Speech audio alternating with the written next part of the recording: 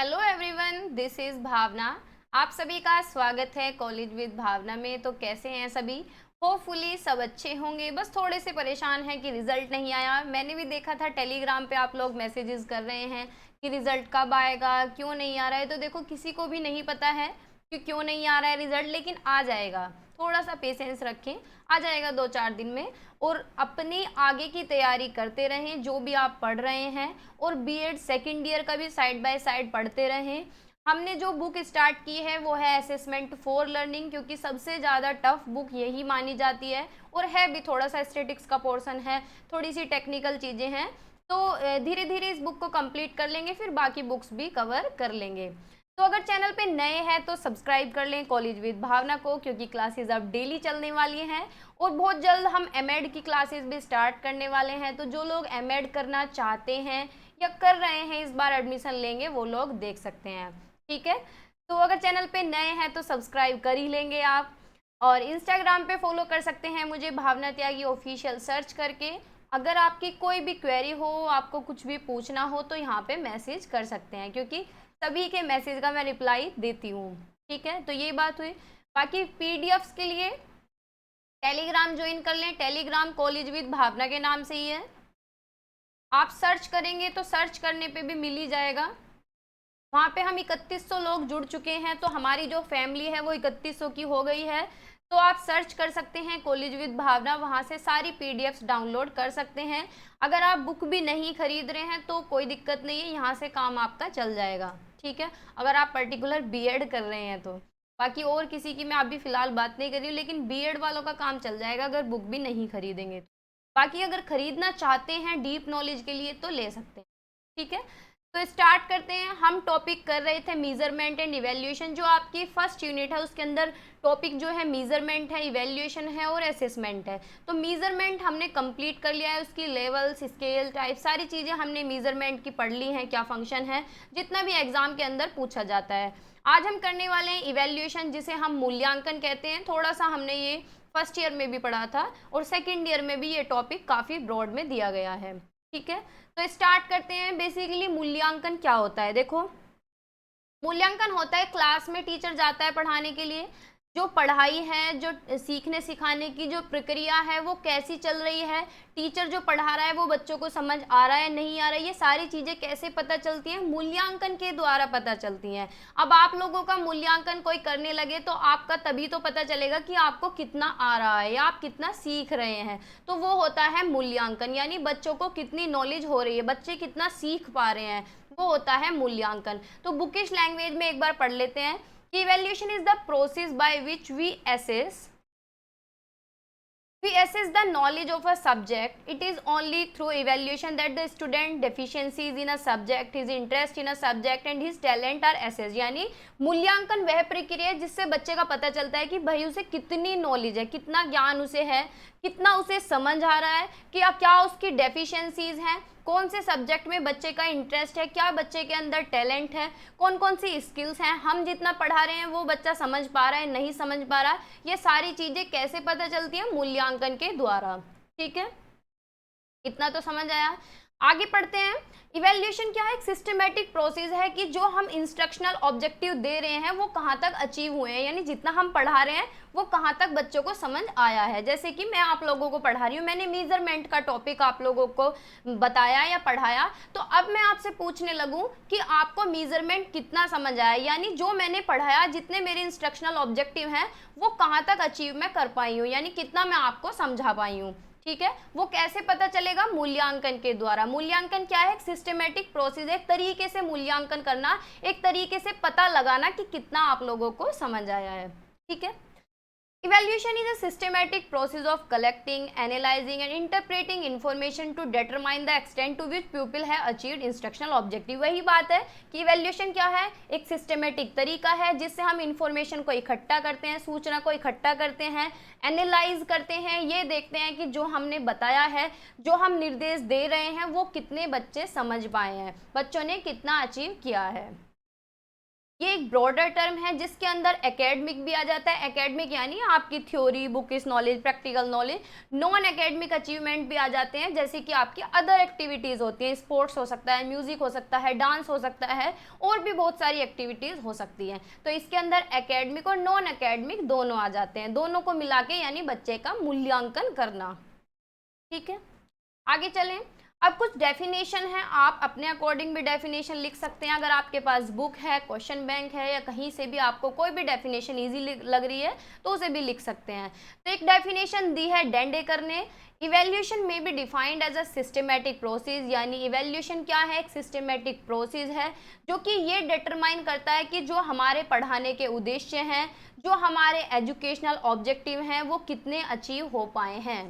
ठीक है, क्वेलन एंड हैना ने एक डेफिनेशन दी है कि मूल्यांकन वह प्रक्रिया है, process of gathering and interpreting evidences on changes in the behaviour of the student as they progress through school, यानी मूल्यांकन से ये हमें पता चलता है कि बच्चे ने कितनी प्रोग्रेस की है, उसके बिहेवियर में क्या चेंज आया है। जैसे नया नया बच्चा स्कूल में जाता है, एडमिशन, किसी बच्चे ने स्कूल में एडमिशन लिया, तो जब वो रहता है बिल्कुल सहमा सहमा रहता है, उसे बहुत कम नॉलेज होती है। जैसे जैसे 6 महीने 4 महीने बीतते हैं तो उसके बिहेवियर में चेंज आने लगता है। चेंज कैसे आने लगता है, यानी उसे नॉलेज आ जाती है, बहुत सारी नॉलेज उसे हो जाती है, स्किल्स उसके अंदर डेवलप हो जाती है, यानी चीज़ें उसे समझ आने लगती हैं। तो बच्चे के बिहेवियर में क्या चेंज आया है, ये क्या प्रोसेस है, इवैल्यूएशन का। यानी इवैल्यूएशन के द्वारा हमें ये पता चलता है कि बच्चे के बिहेवियर में क्या चेंज आया है, कितनी उसकी प्रोग्रेस हुई है, कितने टॉपिक्स, कितने चैप्टर, कितने सब्जेक्ट उसे समझ आ रहे हैं।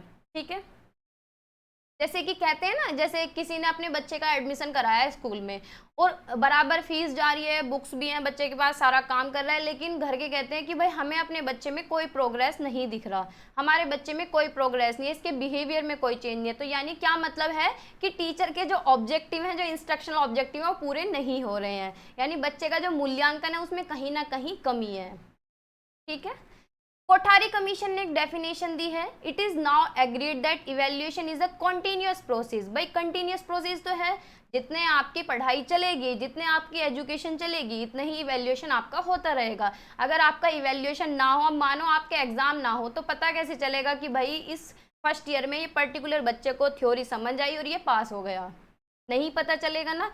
पता कैसे चल रहा है, क्योंकि आपका मूल्यांकन हो रहा है, क्योंकि आपके एग्जाम हो रहे हैं, साल में एक बार हो रहे हैं। आप बीएससी बीए कुछ भी कर रहे हैं तो आपके क्या है, सेमेस्टर वाइज पेपर हो रहे हैं, जिससे कि आपका हर छठे महीने पता चल जाता है कि आप पास हो रहे हैं या फेल हो रहे हैं, तो वो क्या है, आपका मूल्यांकन है। ठीक है, form an integral part of the total system of education and is closely related to educational objective, यानी ये किससे जुड़ा हुआ है कि शैक्षिक उद्देश्य हमारे कितने पूरे हो रहे हैं। ठीक है, आगे चलते हैं, इसकी विशेषता देख लेते हैं। ये क्या है, कंटिन्यूअस प्रोसेस है, यानी सतत प्रक्रिया है। थोड़ा सा ऊपर कर देती हूँ क्योंकि मेरी फोटो साइड में आ रही होगी, फिर बोलेंगे कि कंटेंट छुप गया है। तो ये क्या है, कॉन्टिन्यूस प्रोसेस है, यानी चलता रहता है। जब तक हमारा टीचिंग लर्निंग प्रोसेस चलता है तो उसके साथ साथ इवैल्यूएशन भी चलता रहता है, क्योंकि पढ़ना पढ़ाना तो चलता रहेगा, मूल्यांकन भी साथ के साथ चलता रहता है। मूल्यांकन के अंदर क्या चीज़ें आ जाती हैं, आप लोगों को ऑब्जर्व करना, एसेस करना। वो एसेस हम किसी भी तरीके से कर सकते हैं, टेस्ट के माध्यम से कर सकते हैं, क्विज़ करा सकते हैं, आपके सेमेस्टर वाइज पेपर करा सकते हैं, आपके फाइनल एग्जाम करा सकते हैं, तो किसी भी तरीके से मूल्यांकन हो सकता है। तो जैसे जैसे टीचिंग लर्निंग प्रोसेस चलेगा ऐसे ही मूल्यांकन चलेगा। ठीक है, ये क्या है, कॉम्प्रिहेंसिव है, यानी व्यापक है, क्योंकि इसके अंदर सारी चीजें आ जाती हैं, एकेडमिक भी यानी क्लास के अंदर का भी सारा कुछ और बाहर का भी, कि भाई आप लोग स्पोर्ट्स में कैसे हैं, अगर स्कूल के अंदर और भी एक्टिविटीज हो रही हैं तो उन सब में भी कैसा परफॉर्म कर रहे हैं। ठीक है, ये कोऑपरेटिव प्रोसेस है। कोऑपरेटिव प्रोसेस कैसे है कि भाई टीचर अकेला कुछ नहीं कर सकता, अगर बच्चे कोऑपरेट ना करें तो सब एक दूसरे को कोऑपरेट करते हैं, तो जब सब एक दूसरे को कोऑपरेट करेंगे तो ये क्या होगा, कोऑपरेटिव प्रोसेस होगा, यानी सहयोग प्रक्रिया, सहयोगी प्रक्रिया है ये। ठीक है, इसमें टीचर इन्वॉल्व होते हैं, बच्चे, पेरेंट्स और पीयर ग्रुप सारे लोग इन्वॉल्व होते हैं। ठीक है, ये क्वांटिटेटिव भी है और क्वालिटेटिव भी है, एंड वैल्यू डिस्क्रिप्शन। क्वांटिटेटिव यानी मात्रा में भी माप सकते हैं आपको, जैसे आपका 100 नंबर का पेपर हुआ तो ये देखेंगे कि भाई किसके 90 आ रहे हैं, किसके 95 आ रहे हैं, 80 किसके आ रहे हैं, 60 किसके आ रहे हैं, है ना, तो क्वांटिटेटिव है। क्वालिटेटिव क्या कर सकते हैं कि आपसे क्विज़ करा सकते हैं या आपको ऑब्जर्व कर सकते हैं कि भाई ये बच्चा पर्टिकुलर पीछे बैठा है, लेकिन ये बच्चा मैं इतने दिन से ऑब्जर्व कर रही हूँ कि कंटिन्यूटी में पढ़ता है, हर क्वेश्चन का जवाब देता है, तो क्वालिटेटिव भी आपका मूल्यांकन हो सकता है। ठीक है। Evaluation is remedial in nature because the process of evaluation help the learner to improve at every step। यानी इसका जो नेचर है, इसकी जो प्रकृति है वो कैसी है, रिमेडियल यानी उपचारात्मक। यानी जब बच्चे का ये पता चल जाएगा कि इस पर्टिकुलर स्टेप पे इसे ये टॉपिक समझ नहीं आया, तो टीचर क्या करेगा, उसे दोबारा से समझाएगा, और जो दोबारा से समझाएगा उस प्रोसेस को क्या बोलते हैं, रिमेडियल प्रोसेस बोलते हैं। यानी टीचर क्या करेगा, उपचार करेगा बच्चे का, ठीक है, इलाज करेगा, ठीक है, चाहे पिटाई करके समझाए या प्यार से समझाए, तो टीचर क्या करेगा, रिमेडी देगा। तो इवैल्यूएशन क्या है, इवैल्यूएशन की जो प्रकृति है वो कैसी है, उपचारात्मक है, रिमेडियल है। ठीक है। Evaluation is not confined to the classroom only. सिर्फ ऐसा नहीं है कि ये क्लासरूम तक ही सीमित है। It takes into consideration what happens outside the classroom. यानी इसके अंदर ये चीज भी आती है कि क्लास के बाहर क्या गतिविधियां हो रही हैं, क्या चल रहा है बाहर। It is more importance to learning as compare to teaching. ये शिक्षण की तुलना में सीखने को अधिक महत्व देता है, क्योंकि बच्चा सीखेगा तभी तो पता चलेगा कि कितना सीख रहा है, कैसे सीख रहा है, कौन सा मेथड उसे पसंद आ रहा है, किस चीज़ में उसे इंटरेस्ट है। ठीक है। अब है स्टेप्स ऑफ इवैल्यूएशन, यानी मूल्यांकन के चरण कौन कौन से। जब हम मूल्यांकन बच्चे का करते हैं तो वो एक चरणों में होके गुजरता है। पढ़ाते हैं तो भी वो चरण में हम पढ़ाते हैं, भाई पढ़ाने जाएंगे तो पहले प्लानिंग करेंगे, फिर पढ़ाएंगे बच्चों को। इसी तरीके से जब मूल्यांकन करेंगे तो उसकी भी एक प्रक्रिया होती है। तो कौन कौन से चरण हैं, बुक में बहुत सारे दिए हैं, 5 दिए हैं, कहीं भी आपको अलग अलग मिल सकते हैं, कहीं 4 कहीं 5, तो बात वही है। फर्स्ट है डिटर्मिनेशन ऑफ ऑब्जेक्टिव, यानी पहले हम अपने उद्देश्य सेट करेंगे कि हमें कैसे मूल्यांकन करना है। डिटरमाइनेशन ऑफ जनरल ऑब्जेक्टिव, पहले जनरल ऑब्जेक्टिव सेट करेंगे कि भाई क्या तरीका हमारा होना चाहिए, किस मेथड के द्वारा हम बच्चे का मूल्यांकन करें। हर टीचर का अलग अलग तरीका होता है मूल्यांकन करने का। कोई क्या है, देखो आपने बहुत तरह के टीचर देखे होंगे, कुछ ऐसे होते हैं कि बहुत ज़्यादा स्ट्रिक्ट टाइप के होते हैं, उनका नेचर ही ऐसा होता है, चाहे वो बाहर कैसे भी रहें लेकिन बच्चों के साथ स्ट्रिक्ट रहते हैं। कुछ टीचर ऐसे होते हैं कि बच्चों के साथ फ्रेंडली रहते हैं। तो पहले क्या है, जनरल ऑब्जेक्टिव सेट करेंगे, ठीक है, यानी सामान्य उद्देश्यों का निर्धारण करेंगे कि कैसे हमें मूल्यांकन करना है। फिर सेटिंग स्पेसिफिक ऑब्जेक्टिव, यानी विशिष्ट उद्देश्यों का निर्धारण करेंगे कि क्या क्या चीज़ों की हमें ज़रूरत पड़ेगी मूल्यांकन के लिए। सेकंड है ऑर्गेनाइजेशन ऑफ लर्निंग एक्टिविटीज, यानी शिक्षण गतिविधियों का संगठन कराएंगे। शिक्षण गतिविधि यानी लर्निंग एक्टिविटीज कराएंगे कि बच्चों ने कितना सीखा। जैसे कि खेल खेल में पता नहीं लगा लेते हैं कि बच्चे कितना सीख रहे हैं, या फिर खेल खेल में हम कितना सिखा रहे हैं, तो लर्निंग एक्टिविटीज ऑर्गेनाइज करेंगे। टीचिंग पॉइंट सेलेक्ट करेंगे कि क्या क्या हमें पढ़ाना है और किस पॉइंट पे हमें इवैल्यूएशन करना है। जैसे कि एक चैप्टर में से एक टॉपिक टीचर ने पढ़ाया, तो टॉपिक के बाद तुरंत उससे क्वेश्चन पूछ लिए। तो क्वेश्चन जब बच्चों से पूछे, बच्चों ने जैसे जैसे आंसर बताए तो टीचर ने नोट डाउन कर लिया कि भाई इस बच्चे ने इतने आंसर बताए हैं, दूसरे ने इतने बताए, तो वो क्या है, साथ के साथ बच्चे का मूल्यांकन हो गया। ठीक है। Creating appropriate learning experience through teaching activities, यानी शिक्षण गतिविधियों के माध्यम से उचित शिक्षण अनुभव बनाना और बच्चे के ये देखना कि उसके बिहेवियर में क्या चेंज आया है। ठीक है, यानी कहने का मतलब है इस तरीके की एक्टिविटीज ऑर्गेनाइज करना जिससे बच्चे का मूल्यांकन हो सके। थर्ड है इवैल्यूएशन यानी मूल्यांकन। तो इसमें क्या करेंगे, मेजरमेंट टूल सेलेक्ट करेंगे कि भाई किस तरीके से हम बच्चे का मेजरमेंट कर सकते हैं, किस तरीके से बच्चे का इवैल्यूएशन कर सकते हैं। जैसे कि यूनिट टेस्ट हो सकते हैं कि भाई हमने जितना पढ़ाया और देख लिया कि यूनिट टेस्ट में कि अब तक बच्चे ने जितना पढ़ा उसे समझ आ रहा है नहीं आ रहा है, तो मेजरमेंट यूनिट टेस्ट क्या एक तरीके का टूल हो गया मापने का बच्चों का। ठीक है, इससे हम क्या करेंगे, मूल्यांकन कर लेंगे, बच्चे का एनालिसिस करेंगे, स्कोर एनालिसिस करेंगे, इंटरप्रेट करेंगे कि कितना स्कोर आया है, कहाँ कमी रह गई है। मानो हमने 10 क्वेश्चन का टेस्ट लिया और हर एक यूनिट में से हमने 2-2 3-3 क्वेश्चन दिए हैं, तो ये देखना है कि कौन सी यूनिट बच्चे की कमजोर है। पूरे स्कोर को क्या है, एनालाइज करेंगे, विश्लेषण करेंगे, व्याख्या करेंगे। Application of the result obtained, यानी जो रिजल्ट आया है, जो उन्होंने मार्क्स पाए हैं, उसे अप्लाई कराएंगे कि भाई तुम्हारे इस यूनिट में कमी रह रही है, या इस यूनिट से तुम्हारे 2 नंबर कटे हैं, इस यूनिट से तुम्हारा 1 नंबर कटा है। Page nutrition and remedial programme, यानी जब ये पता चल जाएगा कि पर्टिकुलर, मानो सेकंड यूनिट जो है उसमें 2 क्वेश्चन थे और दोनों के दोनों ही किसी बच्चे के गलत हैं, तो फिर क्या करेंगे, रिमेडियल प्रोग्राम देंगे, यानी उस यूनिट को दोबारा पढ़ा देंगे। ठीक है।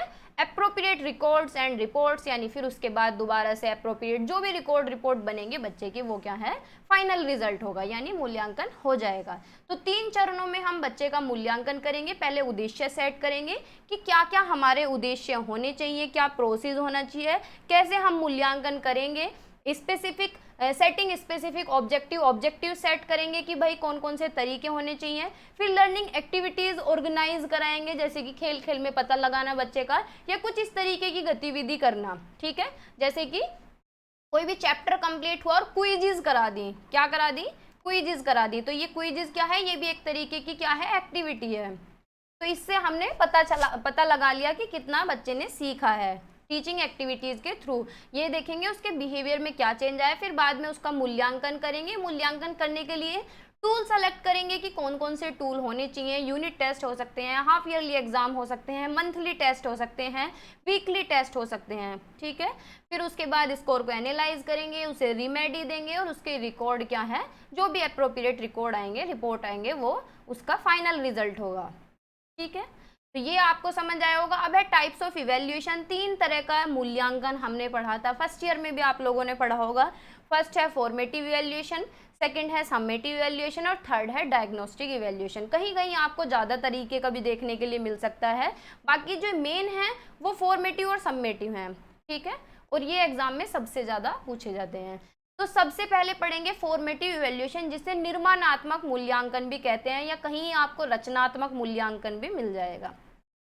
तो पढ़ते हैं फॉर्मेटिव इवैल्यूएशन क्या होता है। It is employed by teachers during the teaching learning process, यानी फॉर्मेटिव इवैल्यूएशन यानी रचनात्मक मूल्यांकन होता है जो टीचिंग लर्निंग प्रोसेस के दौरान होता है। यानी जब टीचर पढ़ा रहा है, जब सिखा रहा है, उसी के साथ साथ कोई भी चैप्टर कंप्लीट कराया और साथ के साथ उसका मूल्यांकन कर लिया, साथ के साथ क्वेश्चन पुट आउट कर लिए, साथ के साथ ये पता लगाया कि बच्चे को कितना समझ आया। यानी जो ड्यूरिंग द क्लास होता है, during the teaching learning process होता है, यानी सीखने सिखाने के दौरान जो मूल्यांकन होता है उसे रचनात्मक मूल्यांकन कहते हैं। ठीक है, it is conducted more than once and the main objective, इसका मतलब इसे 1 से ज़्यादा बार भी ले सकते हैं, 2 बार, 3 बार, भाई रोज भी ले सकते हैं, वीकली भी ले सकते हैं। इसका जो उद्देश्य होता है वो ये होता है जिससे कि टीचिंग लर्निंग जो है वो बढ़ सके, टीचर को भी पता चल जाए कि वो कैसा पढ़ा रहा है और बच्चे कितना सीख रहे हैं और क्या सीख रहे हैं, और अगर नहीं सीख रहे हैं तो इम्प्रूव किया जा सके। Formative assessment is typically conducted during the development or improvement of a program or product or person, and it is conducted often more than once। यानी ये किस लिए कंडक्ट कराया जाता है कि भाई जिससे कि बच्चे की डेवलपमेंट हो सके, बच्चे में इम्प्रूवमेंट आ सके, सुधार आ सके, इसीलिए फॉर्मेटिव इवैल्यूएशन होता है। ये 1 से 2 बार, 2 बार, 3 बार, 4 बार, कितनी बार ही कर लो, यानी टेस्ट लेना है। जैसे आपने पब्लिक स्कूल में देखा होगा कि हर मंडे में टेस्ट होते हैं ज़्यादातर, तो वो क्या है, फॉर्मेटिव इवैल्यूएशन। हर मंडे ये पता चल जाता है कि कितना सीख रहा है बच्चा। जो फॉर्मेटिव असेसमेंट है ये माइकल स्क्रीवेन ने दिया है। जो प्रोसेस है इसे कंडक्ट करने का मतलब, जो ये प्रक्रिया है ये क्या है कि बच्चे को मॉनिटर करना, उसे देखना कि लर्निंग में क्या प्रोग्रेस हो रही है, सीखने में क्या प्रोग्रेस हो रही है, कितनी प्रगति बच्चा कर रहा है। It is also conducted to know whether the learning objectives have been achieved और नॉट, यानी जो सिखाया जा रहा है, जो सिखाने के उद्देश्य हैं वो कितने हो रहे, पूरे हो रहे हैं, यानी टीचर जो सिखाना चाह रहा है या टीचर की जो मेहनत है वो कितनी सफल हो रही है, यानी लर्निंग ऑब्जेक्टिव कितने पूरे हो रहे हैं। ठीक है, and to provide feedback on the teaching learning process, जो सीखने सिखाने की प्रक्रिया है उसमें भी फीडबैक मिलता है, टीचर को भी फीडबैक मिलता है कि कितना टीचर पढ़ा पा रहा है, कितना समझा पा रहा है, कितना बच्चों को समझ आ रहा है। ठीक है, ये क्या कब होता है, क्लासरूम के अंदर होता है। कैसे हो सकता है, ऑब्जर्वेशन के अकॉर्डिंग हो सकता है, यानी क्लास में पढ़ा रहे हैं और साथ के साथ टीचर ऑब्जर्व कर रही है। क्लासरूम डिबेट से, डिस्कशन से पता चल जाएगा, जैसे कोई भी टॉपिक टीचर ने पढ़ाया और फिर उस पर क्या है चर्चा कर ली, और चर्चा में जो बच्चे ज़्यादा पार्टिसिपेट कर रहे हैं तो मतलब समझने की बात है कि भाई उन बच्चों को ज़्यादा समझ आ रहा है, तो उससे पता लगाया जा सकता है। क्लास टेस्ट हो सकते हैं, वीकली टेस्ट हो सकते हैं, मंथली टेस्ट हो सकते हैं, ठीक है। डेली होमवर्क देख सकते हैं टीचर की कितना होमवर्क पूरा करके लाया है बच्चा, अगर याद करने के लिए दिया है तो याद करके लाया है नहीं लाया है। इनफॉर्मल क्वेश्चन हो सकते हैं, डेली क्विजेज हो सकती हैं, रोल प्ले हो सकते हैं, ड्रामा और फील्ड ट्रिप हो सकती हैं, एप्लीकेशन कार्ड, यानी कोई भी गतिविधि हो सकती है जिससे ये पता चल सके कि साथ के साथ बच्चा कितना सीख रहा है, ठीक है। सेकेंड है सम्मेटिव इवैल्यूएशन। सम्मेटिव इवैल्यूएशन क्या होता है? योगात्मक मूल्यांकन, यानी जो एंड ऑफ द ईयर होता है, यानी साल के अंत में, साल के अंत में जैसे आपके फाइनल एग्जाम हो रहे हैं या सेमेस्टर वाइज पेपर होते हैं, ठीक है। सम्मेटिव इवैल्यूएशन और assessment of learning is the assessment of participant where the focus is on the outcome of program, यानी फोकस किस पे रहता है? रिजल्ट पे फोकस रहता है, परिणाम पे फोकस रहता है। This contrast with formative assessment, यानी एक तरीके से उसके विपरीत है। भाई फॉर्मेटिव में तो साथ के साथ मूल्यांकन कर रहे थे, लेकिन सम्मेटिव में क्या है? At the end of the year करते हैं, यानी साल के अंत में करते हैं, 6 महीने में कर रहे हैं, जिससे हमें एक पर्टिकुलर टाइम में ये समराइज हो जाए कि इस बच्चे को कितना आता है या एक साल में कितना सीखा है इसने। कुछ इंपॉर्टेंट फीचर्स हैं सम्मेटिव असेसमेंट के कि भाई क्या है? एंड ऑफ द ईयर होता है, यानी एक टाइम इंटरवल पे होता है, जैसे कि ट्रेनिंग है, प्रोग्राम है या फिर फाइनल एग्जाम है। Limited to the information that was shared during the course और ट्रेनिंग, यानी इसमें जो इन्फॉर्मेशन है वो एक तरीके से लिमिटेड हो जाती है, क्योंकि साथ के साथ तो पता चल नहीं पाता है कितना बच्चे को समझ आ रहा है, एक ही बार मूल्यांकन होता है। Summative assessment does not test student on what they have not been taught, यानी summative assessment ये भी टेस्ट नहीं करता है कि बच्चे ने क्या नहीं सीखा, क्या उसे नहीं आया।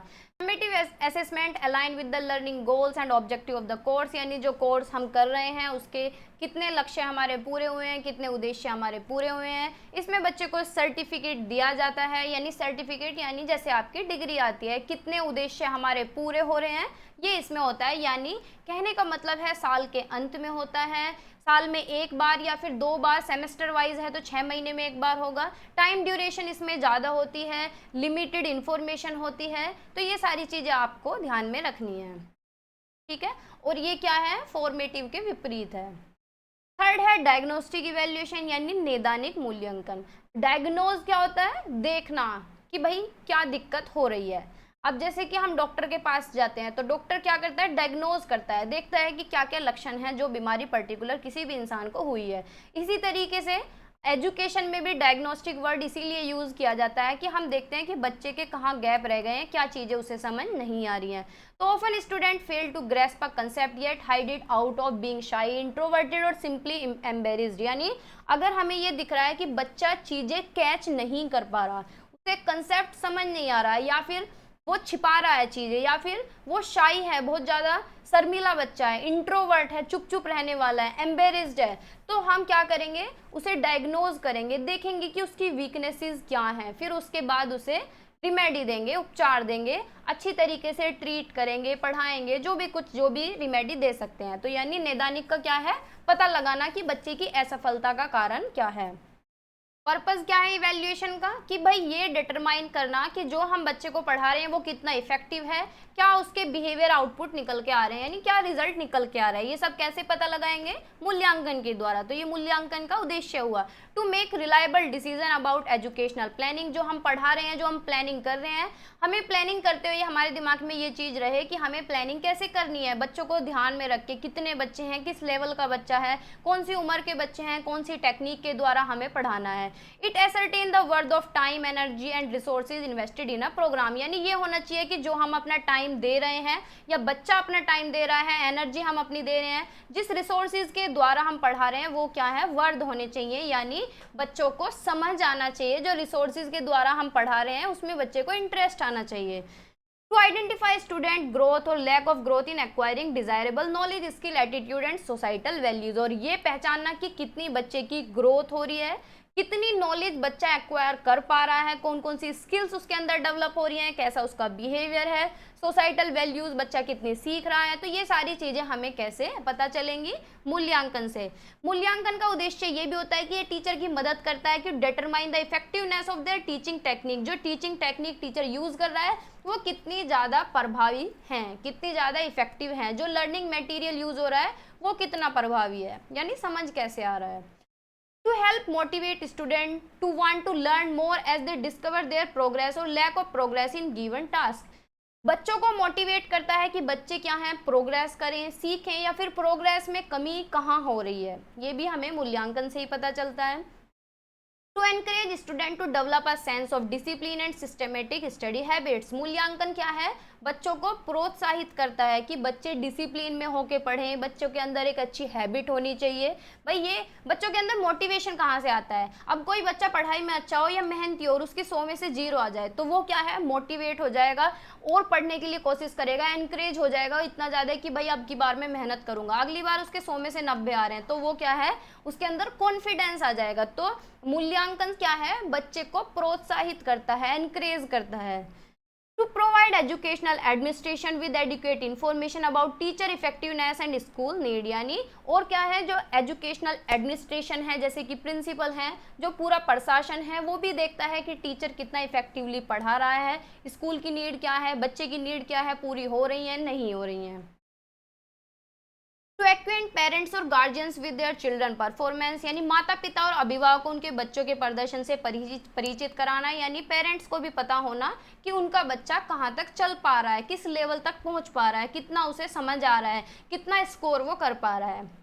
To identify problems that might hinder और prevent the achievement of set goals. मूल्यांकन के द्वारा ये पहचानना कि क्या चीज़ें बच्चे के अचीवमेंट में रुकावट कर रही हैं, उसके गोल में क्या चीज़ें रुकावट कर रही हैं। जैसे कि मैथ है, बच्चा क्या है, मैथ में वीक है, तो उसका हमें हिडन पार्ट देखना है कि मैथ में क्यों कमज़ोर है, मैथ उसे क्यों नहीं समझ आ रहा है, टीचर में कमी है या टीचर में कमी है, या टीचर के पढ़ाने में कमी है, या टेक्निक में कमी है, जो स्ट्रेटेजी टीचर यूज़ कर रहा है उनमें कमियाँ हैं। ठीक है, तो हमें क्या है, हिंडर चीजों को आइडेंटिफाई करना है। To predict the general trend in the development of teaching learning process, हमें ट्रेंड के साथ चलना है और भविष्यवाणी यानी हमें प्रिडिक्ट करना है कि टीचिंग लर्निंग प्रोसेस में क्या चीजें चल सकती हैं। जैसे कि आज के टाइम में प्रोजेक्टर बहुत ज्यादा चलन में है, तो बच्चों को प्रोजेक्टर के द्वारा ही पढ़ा सकते हैं हम। ठीक है, अब है फंक्शन ऑफ इवैल्यूएशन, यानी कार्य क्या है, मूल्यांकन के कार्य क्या हैं।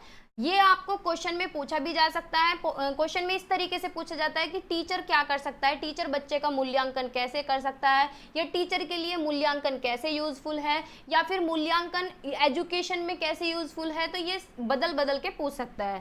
ठीक है, तो आपको लिखना यही है। फर्स्ट है knowledge of achievement of student, यानी मूल्यांकन के क्या कार्य हैं कि बच्चे के अचीवमेंट की नॉलेज हो जाती है कि बच्चे ने कितना अचीव किया है। ठीक है, सेकेंड है मोटिवेशन टू स्टूडेंट, यानी बच्चे क्या है, मोटिवेट हो जाते हैं।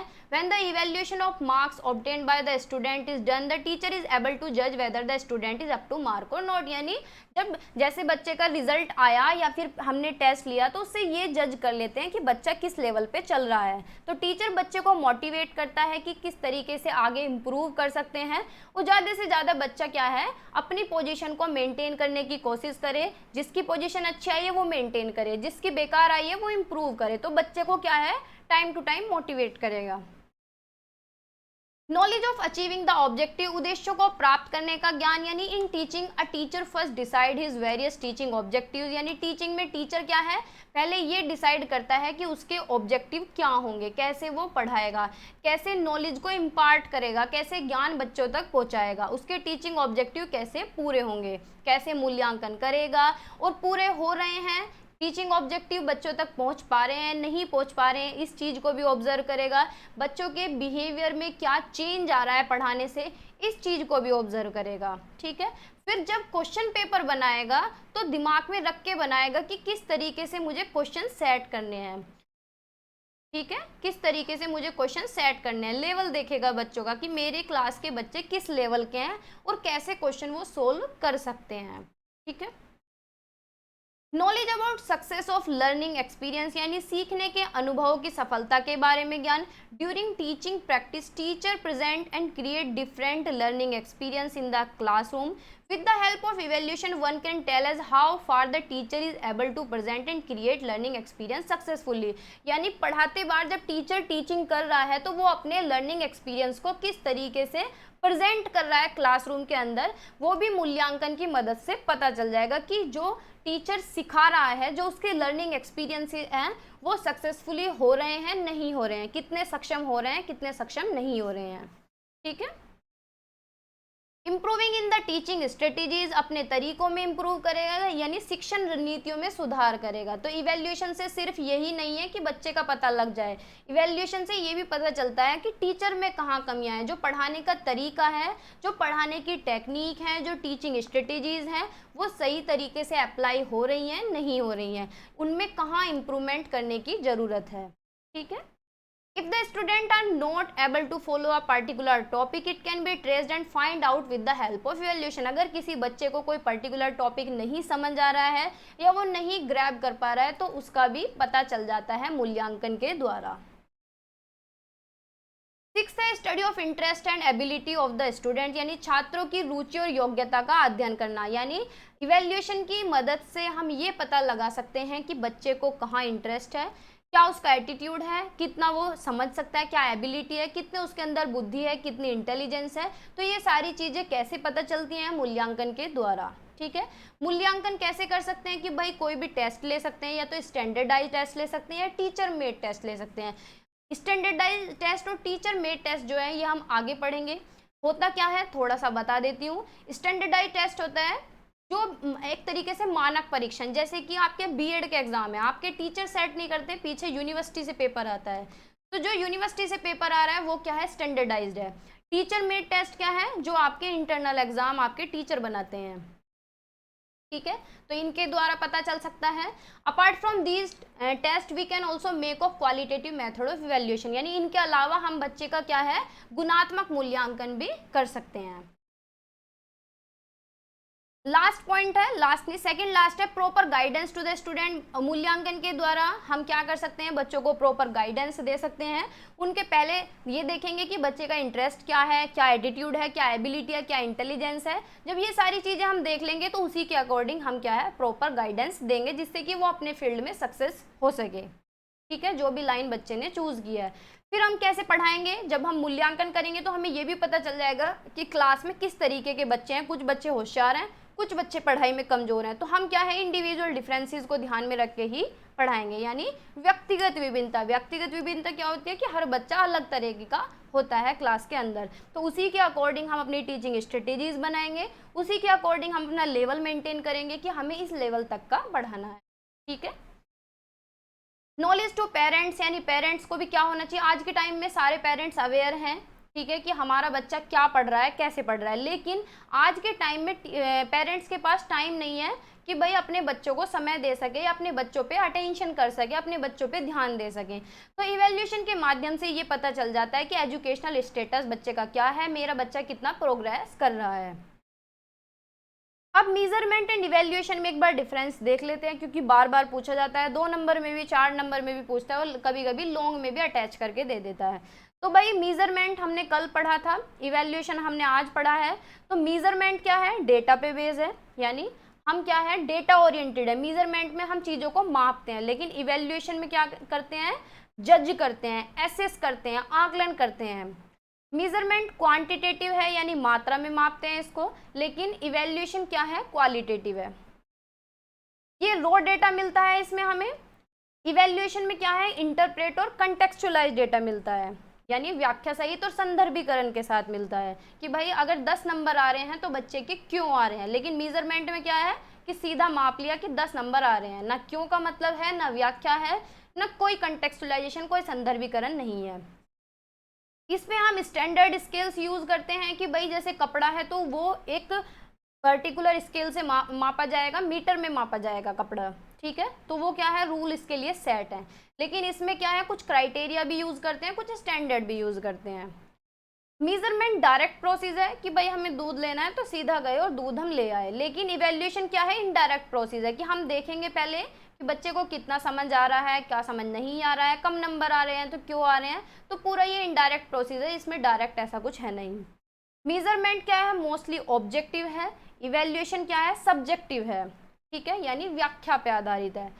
मेजरमेंट क्या है, इमीडिएट और स्पेसिफिक है, लेकिन इवैल्यूएशन में कंपैरिजन भी है और रिलेशन भी डिपेंड करता है, ठीक है, इन्वॉल्व होता है कि भाई ये देख रहे हैं कि बच्चे ने पहले, अगर बच्चा आज एडमिशन लिया है तो आज क्या लेवल है और 1 महीने बाद या 6 महीने बाद इसका क्या लेवल है, यानी कितनी प्रोग्रेस हो रही है, तो हम कंपैरिजन भी करते हैं और रिलेशन भी करते हैं इसमें। मेजरमेंट क्या है, परफॉर्मेंस को दर्शाता है कि भाई सीधे नंबर देख लिए कि 100 में से 100 आ रहे हैं, लेकिन इसमें क्या है, बच्चे की वैल्यू भी देखी जाती है, क्या क्या चीजें सीख रहा है वो, ये बताता है। टेल्स व्हाट इज, यानी क्या हो रहा है, ये बताता है कि क्या होगा, क्या होना चाहिए। Can stand alone, relies on measurement data, यानी ये माप डेटा पर निर्भर करता है और ये अकेला रहता है मेजरमेंट, ठीक है। तो होपफुली ये आपको समझ आया। तो हमारा ये इवैल्यूएशन का टॉपिक कंप्लीट हो चुका है। अब हमारा जो टॉपिक रह गया है इस यूनिट में वो है असेसमेंट। बहुत छोटा सा टॉपिक है, तो असेसमेंट और पढ़ेंगे। बाकी हमारा मेजरमेंट हो गया है, उसकी स्केल, टाइप्स, फंक्शन, सारी चीज़ें हो गई हैं। इवैल्यूएशन हमारा कंप्लीट हो गया। अब हमारा असेसमेंट रह गया है। असेसमेंट यानी एक क्लास में असेसमेंट हो जाएगा, फिर हमारी ये पूरी यूनिट कंप्लीट, फिर हम सेकेंड यूनिट करेंगे। तो होपफुली ये क्लास आपको अच्छी लगी होगी। थोड़ी सी बड़ी हो सकती है और अभी आपका कंसंट्रेशन भी नहीं बन रहा होगा क्योंकि रिजल्ट नहीं आया है, तो बन जाएगा। और स्पीड बढ़ा के देख सकते हैं, 2 बार देख लेना अगर नहीं समझ आए।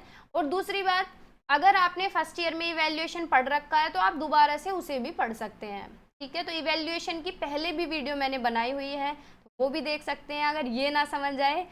तो बाय बाय, टेक केयर, पढ़ते रहिए, मुस्कुराते रहिए, मेरे साथ जुड़े रहिए। अगर चैनल पे नए हैं तो सब्सक्राइब कर लेना, क्योंकि आपके कोई पैसे नहीं लगेंगे, और शेयर भी कर सकते हैं। और पीडीएफ के लिए टेलीग्राम ज्वाइन कर, ठीक है। और कमेंट जरूर करके जाना जिसने भी क्लास पूरी देखी हो।